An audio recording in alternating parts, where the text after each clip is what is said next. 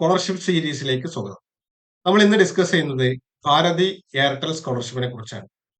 നമുക്ക് എല്ലാവർക്കും അറിയാം, എയർടെൽ എന്ന് പറയുന്ന കമ്പനിയെ കുറിച്ച് അറിയാം. ഒട്ടുമിക്ക ആളുകളും എയർടെലിന്റെ സിം ഒക്കെ ഉപയോഗിച്ച ആളുകളായിരിക്കാം. ഈ എയർടെൽ എന്ന് പറയുന്ന കമ്പനി നൽകുന്ന സ്കോളർഷിപ്പാണ് ഭാരതി എയർടെൽ സ്കോളർഷിപ്പ് എന്ന് പറയുന്നത്. അവരുടെ CSR ഫണ്ട് ഉപയോഗിച്ചുകൊണ്ടാണ് ഈ സ്കോളർഷിപ്പ് നൽകുന്നത്. ഈ സ്കോളർഷിപ്പിന്റെ പ്രത്യേകത എന്ന് പറയുന്നത് ഈ സ്കോളർഷിപ്പിനകത്ത് നമുക്ക് എന്ത് ചെയ്യും, ഒരു ലാപ്ടോപ്പ് ഫ്രീ ആയിട്ട് കിട്ടും എന്നുള്ളതാണ്. ഒരു ലാപ്ടോപ്പ് കൂടെ നമുക്ക് കിട്ടുന്ന ബാക്കിയുള്ള ആനുകൂല്യങ്ങൾക്ക് പുറമെ ഒരു ലാപ്ടോപ്പ് കൂടി നമുക്ക് ഇതിന്റെ കൂടെ ലഭിക്കും എന്നുള്ളതാണ്. അപ്പൊ ഈ സ്കോളർഷിപ്പിന് ആർക്കാണ് അപേക്ഷിക്കാൻ കഴിയുക? 2026-27 അക്കാഡമിക വർഷത്തിൽ ഒന്നാം വർഷ എഞ്ചിനീയറിംഗ് സ്ട്രീമിൽ അഡ്മിഷൻ എടുത്ത വിദ്യാർത്ഥികൾക്കാണ് അപേക്ഷിക്കാൻ കഴിയുക. ഏതൊക്കെ എഞ്ചിനീയറിംഗ് കോളേജിൽ കിട്ടും? അതായത് ഇന്ത്യയിലെ NIRF റാങ്കിംഗ് പ്രകാരം ഇന്ത്യയിലുള്ള ഏറ്റവും ടോപ്പ് 50 എഞ്ചിനീയറിംഗ് കോളേജിൽ പഠിക്കുന്ന വിദ്യാർത്ഥികൾക്കാണ് ഈ സ്കോളർഷിപ്പ് അപേക്ഷിക്കാൻ കഴിയുക. Electronics and communication, telecom engineering, IT, computer science, data science, aerospace, AI and machine learning, robotics and IoT, AR and VR and emerging technology തുടങ്ങിയിട്ടുള്ള ഫീൽഡിനകത്ത് എഞ്ചിനീയറിംഗിൽ ഒന്നാം വർഷം പഠിക്കുന്ന വിദ്യാർത്ഥികൾക്കാണ് അപേക്ഷിക്കാൻ കഴിയുക. കുടുംബ വാർഷിക വരുമാനം 8 ലക്ഷം രൂപയോ അതിൽ താഴെയോ ആയിരിക്കണം. ഇന്ത്യയിൽ സ്ഥിര താമസമായിട്ടുള്ള വിദ്യാർത്ഥികൾക്ക് മാത്രമാണ് ഈ സ്കോളർഷിപ്പ് അപേക്ഷിക്കാൻ കഴിയുക എന്നുള്ളതാണ്. അപ്പൊ ഈ സ്കോളർഷിപ്പിനകത്ത് എന്തെല്ലാം ഉൾപ്പെട്ടിട്ടുണ്ട് എന്നുള്ളതാണ്. ഒന്ന്, ഫുള്ളി കവേർഡ് ട്യൂഷൻ ഫീ ആണ്. നമ്മുടെ ട്യൂഷൻ ഫീ മുഴുവനായിട്ട് എന്ത് ചെയ്യാൻ കഴിയും, കവർ ചെയ്യും എന്നുള്ളതാണ്. ഈ ട്യൂഷൻ ഫീ മുഴുവനായിട്ട് കവർ ചെയ്യും. രണ്ട്, ഹോസ്റ്റൽ ഫീ ആൻഡ് മെസ് ഫീ ആണ്. ഹോസ്റ്റൽ ഫീ, മെസ് ഫീ, താമസിച്ച് പഠിക്കുന്ന ആളുകൾക്ക് ഹോസ്റ്റൽ ഫീ, മെസ് ഫീ.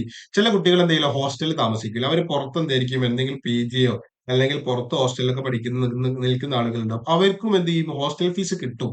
പക്ഷെ എന്തായിരിക്കും, രണ്ട് ഹോസ്റ്റൽ ഫീ കമ്പയർ ചെയ്യും. ഹോസ്റ്റൽ ഫീ കമ്പയർ ചെയ്യും, അല്ലെങ്കിൽ നമ്മുടെ ക്യാമ്പസിനകത്തുള്ള ഹോസ്റ്റൽ ഫീയും പുറത്തുള്ള ഹോസ്റ്റൽ ഫീയും കമ്പയർ ചെയ്യും.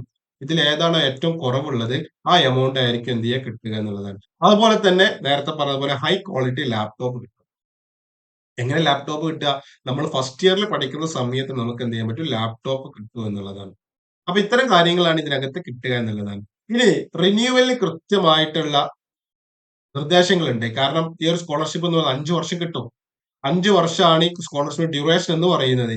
ഈ 5 വർഷം ഡ്യൂറേഷൻ ഉള്ളത് കൊണ്ട് തന്നെ ഓരോ വർഷവും നമുക്ക് ഇത് അപ്ഗ്രേഡ് ചെയ്യണമെന്നുണ്ടെങ്കിൽ, റിന്യൂവൽ ചെയ്യണമെന്നുണ്ടെങ്കിൽ ഒരു സെമസ്റ്ററിൽ മിനിമം 75% എന്ത് ചെയ്യണം, അറ്റൻഡൻസ് ഉണ്ടായിരിക്കണം എന്നുള്ളത്. അതുപോലെ തന്നെ ഡിസിപ്ലിനറി ആക്ഷൻ, അതായത് ഡിസിപ്ലിനറി ആക്ഷൻ എന്ന് പറയുമ്പോൾ സസ്പെൻഷൻ ഉണ്ടാകാൻ പാടില്ല.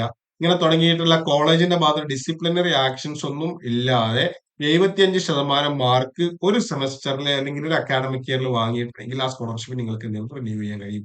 അങ്ങനെ 5 വർഷത്തേക്കുള്ള മുഴുവൻ ട്യൂഷൻ ഫീയും മെസ് ഫീയും നമുക്ക് എന്ത് ചെയ്യാൻ പറ്റും. അതുകൊണ്ട് എന്ത് ചെയ്യുന്നു, 5 വർഷത്തേക്കുള്ള മുഴുവൻ ട്യൂഷൻ ഫീയും ഹോസ്റ്റൽ ഫീയും നമുക്ക് ഇതിലൂടെ കവർ ചെയ്യാൻ പറ്റും എന്നുള്ളതാണ്. ഇതിനാവശ്യമായിട്ടുള്ള ഡോക്യുമെന്റ്സ് എന്തൊക്കെയാണെന്നുള്ളതാണ്. ഒന്ന്, നമുക്ക് എന്ത് ചെയ്യണം, ID പ്രൂഫ് ഉണ്ടായിരിക്കണം എന്നുള്ളതാണ്. നമ്മുടെ കയ്യിൽ എന്ത് ചെയ്യണം, ID പ്രൂഫ് ഉണ്ടായിരിക്കണം. അതായത് ആധാർ കാർഡ് ഉണ്ടായിരിക്കണം.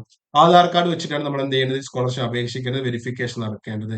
അതുപോലെ തന്നെ എന്ത് ചെയ്യണം, അഡ്മിഷൻ പ്രൂഫ്. നമുക്ക് എന്ത് ചെയ്യണം, ഇന്ത്യയിലെ ടോപ്പ് 50 NIRF കോളേജുകളിൽ ഏതെങ്കിലും കോളേജിൽ അഡ്മിഷൻ കിട്ടിയിട്ടുള്ളതിന്റെ അക്കാഡമിക് പ്രൂഫ് നമ്മൾ സബ്മിറ്റ് ചെയ്യണം. ഇപ്പൊ ചിലപ്പോ അഡ്മിഷൻ പ്രോസസ് കംപ്ലീറ്റ് ആയിട്ടുണ്ടാവില്ല, ഓൺഗോയിങ് ആയിരിക്കും. അതുകൊണ്ട് തന്നെ നിലവിലുള്ള നമുക്ക് അലോട്ട്മെന്റ് സ്ലിപ്പോ അല്ലെങ്കിൽ അങ്ങനെ എന്തെങ്കിലും കിട്ടുന്നത് അത് വെച്ചിട്ട് നമ്മൾ അപേക്ഷ സമർപ്പിക്കുക എന്നുള്ളതാണ്. ക്ലാസ് +2 മാർക്ക് ഷീറ്റ് ഉണ്ടായിരിക്കും. ചിലപ്പോൾ നമുക്ക് എന്ത് കിട്ടിയിട്ടുണ്ടാവില്ല, നമ്മുടെ സർട്ടിഫിക്കറ്റ് കിട്ടിയിട്ടുണ്ടാവില്ല. പകരം എന്ത് ചെയ്താൽ മതി, നമ്മള് സൈറ്റിൽ നിന്ന് റിസൾട്ട് വന്ന സമയത്ത് പ്രിന്റ് എടുത്തിട്ട് ഡോക്യുമെന്റ് സബ്മിറ്റ് ചെയ്താൽ മതി. എൻട്രൻസ് എക്സാമിന്റെ സ്കോർ കാർഡ് നമ്മൾ സബ്മിറ്റ് ചെയ്യണം. അതുപോലെ തന്നെ ഇൻകം സർട്ടിഫിക്കറ്റ് കൊടുക്കണം. SOP ഇത് വളരെ പ്രധാനം. നമ്മൾ എന്തുകൊണ്ടാണ് ഈ കോളേജ് സെലക്ട്, നമ്മൾ എന്തിനാണ് അവിടെ പഠിക്കുന്നത്, ഞാൻ ഈ കോഴ്സ് സെലക്ട് ചെയ്തത് എന്താണ് തുടങ്ങിയിട്ടുള്ള സ്റ്റേറ്റ്മെന്റ് ഓഫ് പർപ്പസ് നമ്മൾ കൊടുക്കണം.